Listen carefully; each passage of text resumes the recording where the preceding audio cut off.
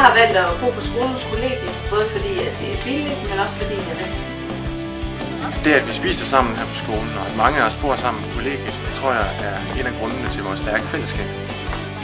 Og det er både mellem eleverne, men også mellem lærere og elever.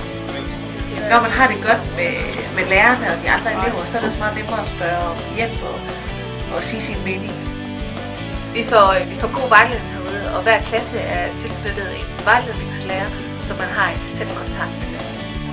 Lærerne stiller rigtig høje krav til os, samtidig så er de gode til at hjælpe os. Man føler ikke bare, at man er et nummer. Diakonhøjskolen er ikke kun en skole, det er også et godt sted at bruge sin fritid. For eksempel holder vi jævnligt koncert her, og vi holder mange caféaftener med forskellige temaer. Og rundt om poolbordet her, der er der også mange, der bruger sin fritid.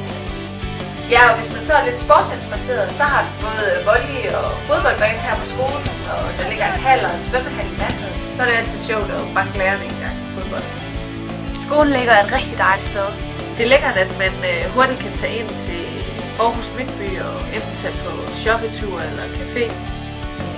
Og så er der jo også strand og dyrehaven tæt på. Vi har mange sjove fester, og vi kan godt få vin til maden. Det er bare ikke det, der gør, at vi har det sjovt. Det er det samme, vi har blandt eleverne, som gør, at vi tør at lave skøder til, hvad dem vi er. Og den her teatergarderobe er med til at sætte fantasien i gang. Der er også tit gang i fantasien her på skolen, hvor både til julerevy og til semesterafslutning, hvor lærere og elever de konkurrerer om at gøre mest grin med hinanden.